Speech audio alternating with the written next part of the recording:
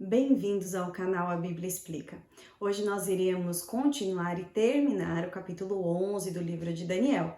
Nós paramos no verso 36, onde a gente falava, lembre-se das diferenças daqueles reis, rei do norte e rei do sul, em que foram mudando ao longo da história os seus personagens.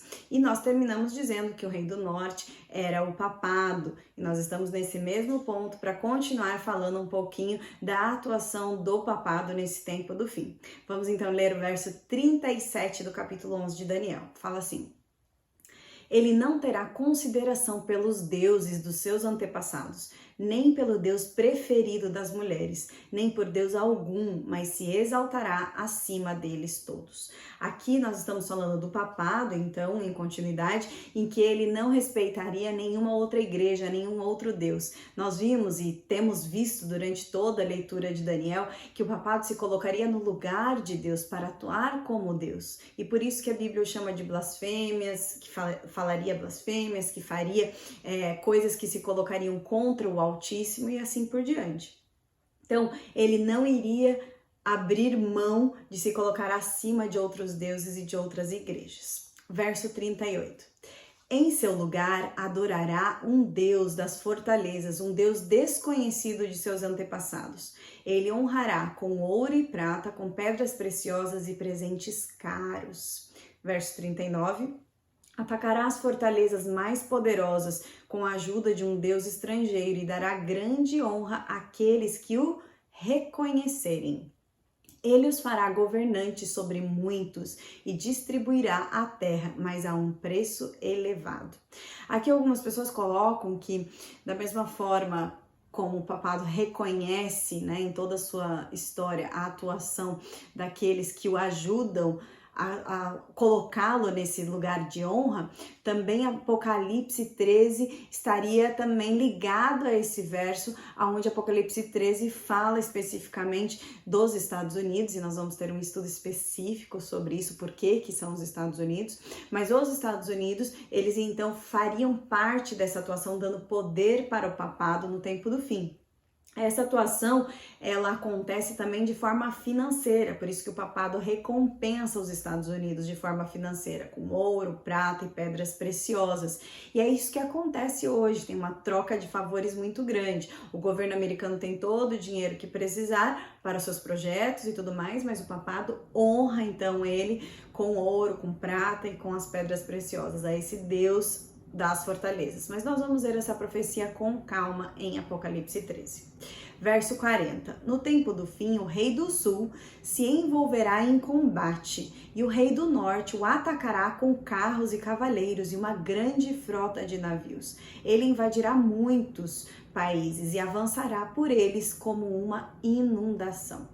Aqui o rei do sul, se você se lembra, é o ateísmo, Passou a ser o ateísmo, que foi uma luta contra o rei do norte, é isso que o verso está falando. Então o ateísmo iria lutar contra o rei do norte, que é o papado, mas o papado o destruiria. Então o papado destruiria o ateísmo, Uns falam que isso aconteceu na Revolução Francesa, que de fato aconteceu na Revolução Francesa, mas outros também aplicam essa interpretação para a queda do comunismo, quando isso acontece também com a queda do comunismo. A outra parte que também se divide aqui em pensamentos diferentes é que alguns entendem que essa guerra que está falando dos cavaleiros e grandes frotas de navios não aconteceu tão somente lá na Revolução Francesa, mas também acontecerá. E por que acredita-se nisso? Porque há uma interpretação das trombetas que se divide também aqui em pensamentos, aonde alguns entendem que as trombetas, com exceção da sétima, já aconteceu, e outros entendem que as trombetas ainda hão de acontecer de forma literal. E aí a sexta trombeta do Apocalipse, do capítulo 9, fala assim: no verso 15 e 16. E foram soltos os 4 anjos que estavam preparados para a hora, e dia, e mês, e ano, a fim de matarem a terça parte dos homens. E o número dos exércitos dos cavaleiros era de 200 milhões, e ouvi o número deles. Então, entendendo que Daniel, ele acontece de forma progressiva, aumentando os detalhes, entende-se aqui que a profecia, então, estaria elastecendo e falando de uma guerra que ainda não aconteceu, e que acontecerá no tempo do fim. Independente dessas divisões de pensamento, continua falando sobre essa luta do papado contra o ateísmo. Verso 41. Também invadirá a terra magnífica. Muitos países cairão, mas Edom, Moabe e os líderes de Amon ficarão livres de sua mão. Lembra que terra magnífica, a gente já viu aqui que significa Palestina ou o povo de Deus. O paradoxo, então, que aqui a gente encontra é que milhares dentro do povo de Deus serão vencidos pelo rei do norte, isso a gente já sabe, né? Pelo papado. Então, muitos do povo de Deus serão vencidos pelo papado e passarão as fileiras do inimigo. Alguns, entretanto, que tradicionalmente são hoje inimigos do povo de Deus, escaparão. Edom, então, é um nome que é usado para Esaú, assim como Moabe e Amon são os filhos de Ló. Então, Edom, Moabe e Amon, que está falando aqui nesse verso, embora eles fossem parentes dos israelitas, eles eram ao mesmo tempo inimigos dos israelitas. Então, considerando que a profecia está falando de um grupo deles que escapará das mãos do papado, isso então significaria as primícias dos filhos de Amon, Edom e Moabe, que se filiariam agora com os fiéis guardadores de Deus e da lei de Deus e se entregariam a Jesus. De acordo com uma profecia de Isaías, o capítulo 11, o verso 11 a 16, Edom, Moabe e Amon tornar-se-ão obedientes a Deus nos últimos dias. Então, os palestinos se declaram esses descendentes de Esaú, isso é, são os edomitas, e a profecia então estaria falando da salvação de alguns deles. Então, alguns que se colocam contra Jesus, agora no tempo do fim, se juntarão a Jesus.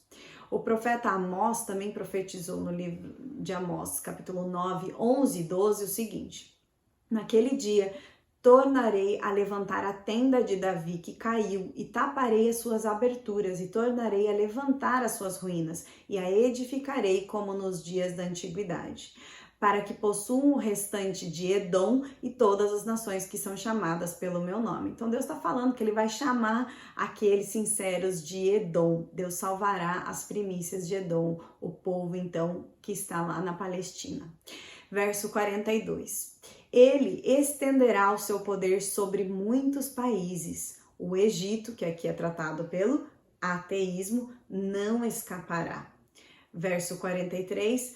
Pois ele terá o controle dos tesouros de ouro e de prata e de todas as riquezas do Egito. Os líbios e os núbios a ele se submeterão. Então, o papado teria, então, esse controle sobre todo o tesouro e as riquezas de Egito, Líbio e Núbios. Antigamente, os líbios e os etíopes eram os irmãos de sangue dos egípcios. Os 3 países, você encontra lá em Gênesis, capítulo 10, o verso 6, eles foram colonizados pelos descendentes de Caim. Então, o Egito foram pelos descendentes de Misraim, a Líbia pelos descendentes de Puti e a Etiópia pelos descendentes de Cusi. E eles estavam unidos na batalha contra o norte. Isso está lá em Jeremias 46, verso 2 e o verso 9.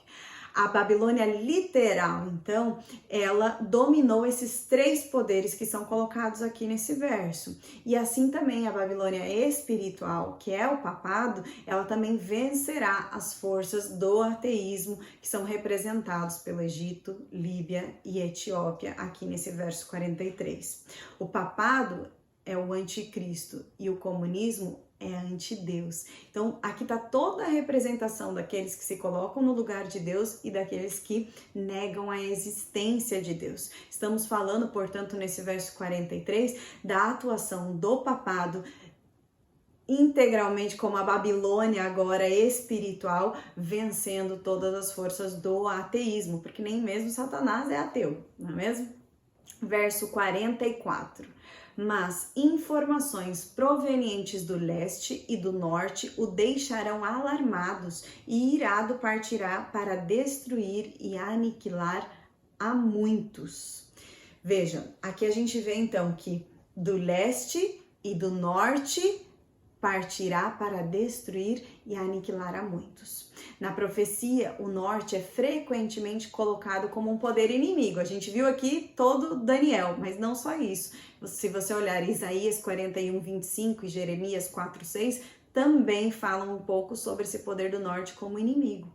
Então, assim como o exército de Ciro, por outro lado, ele é um símbolo de Jesus, alguém que creu nas promessas de Jesus e fez a diferença para o povo de Deus, e isso a gente tratou aqui também em vídeo, e eles vieram do norte contra a Babilônia, isso está em Isaías 41, 25, também Cristo, no conflito final, virá do norte. Lembra que Satanás sempre tem que fazer e sempre faz uma contrafação das coisas de Deus, né? Então, Jesus e Deus viria do norte, Satanás também, então, vem com seu poder como inimigo do norte.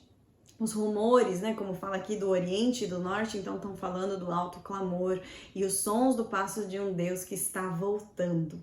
Agora, então, aproxima-se o Rei do Norte, só que Jesus. Na Bíblia, o Norte também é conhecido como lugar da habitação de Deus. Fala assim sobre o Monte Sião, fala que está no norte, isso está em Salmo 48, 2, que diz assim: formoso de sítio e a alegria de toda a terra é o monte de Sião sobre os lados do norte, a cidade do grande rei. Então, Monte Sião é a cidade do grande rei que vem do norte. Bom, mas ali fala do norte e fala também do leste. Bom, o anjo do selamento de Apocalipse 7, 2, ele vem do oriente, ele vem do leste. Fala assim, capítulo 7, 2 de Apocalipse. E vi outro anjo subir da banda do sol nascente do oriente e que tinha o selo do Deus vivo. Veja só, nós estamos aqui falando do norte e do oriente, que é o leste, associados. Ou seja, vem o anjo com o selo do Deus vivo.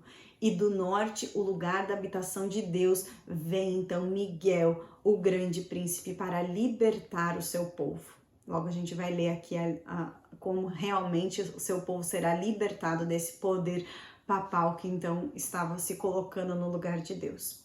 Ezequiel também 43, verso 1 e 2, também fala sobre esse caminho de Israel que vem do Oriente, que vem do leste. Fala assim: então me levou à porta que olha para o caminho do Oriente, e eis que a glória de Deus, do Deus de Israel, vinha do caminho do Oriente, e a sua voz era como a voz de muitas águas, e a terra resplandeceu por causa da sua glória.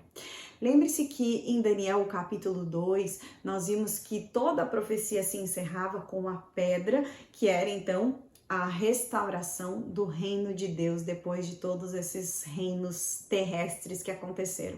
Em Daniel 7, nós vimos também os animais, o chifre pequeno, e o momento da virada acontece quando é anunciado o julgamento do povo de Deus. Então, Jesus está no seu trono e abrem-se os livros para começar o julgamento. A restauração, então, do rei. Daniel, capítulo 8, também fala sobre esse momento da virada como a hora do juízo, a purificação do santuário, a restauração do santuário de Deus. Quando pergunta até quando essa verdade vai ser lançada por terra, e até 2.300 tardes e manhãs, e o santuário então será purificado. Chegou a hora do juízo. E agora, no capítulo 11 do livro de Daniel, fala do momento de virada, né, digamos assim, de Deus, que está associados ao Oriente e ao Norte, a restauração do povo de Deus, ao anjo que vem com o selo do Deus vivo, juntamente com o reino de Deus chegando para mudar esse cenário e destruir por completo este poder do rei do norte, que seria o papado. O verso 45 termina dizendo: armará, está falando do papado, suas tendas reais entre os mares, o mar Mediterrâneo, no belo Monte Santo, o monte do templo. No entanto, ele chegará ao seu fim e ninguém o socorrerá. Aqui está falando dessa destruição do anticristo. está falando da destruição do poder papal e que ninguém então poderá socorrê-lo. Lembre-se que lá em Apocalipse nós falamos e vamos falar melhor sobre a ferida mortal que seria curada, né? Essa ferida mortal foi curada. O papado fez tudo isso que fez e está fazendo, e tem uma profecia específica para esse momento que ele ainda não cumpriu, mas depois a ferida não seria mais curada. A ferida, então, teria um momento final em que o papado, aliás, não mais atuaria. E aí ninguém o poderia socorrer. Nós estamos falando do fim dos enganos, do fim de um poder que se coloca no lugar de Deus e o fim também do capítulo. Eu sei que são muitas informações, mas o importante de extrair de tudo isso é que apesar de todos os enganos, apesar de todas essas guerras, apesar do ateísmo e de todos os poderes que se passaram pelo Rei do Norte e Rei do Sul, chega um fim do engano e este fim está junto também com o reino de Deus que está voltando, que fala ali no verso 44. É a restauração desse reino, esse reino que vem do Oriente, que vem do Leste, o Monte Sião celestial está vindo para nos buscar. Eu espero que você esteja preparado e que você me encontre no próximo vídeo para estudar então a profecia de Daniel, o capítulo 12. Se você gostou do vídeo, curta o vídeo, compartilhe com seus amigos, se inscreva no nosso canal e também compartilhe os outros canais em inglês e espanhol, The Bible Explains e La Bíblia Explica. Deus seja louvado. Até mais. Tchau, tchau.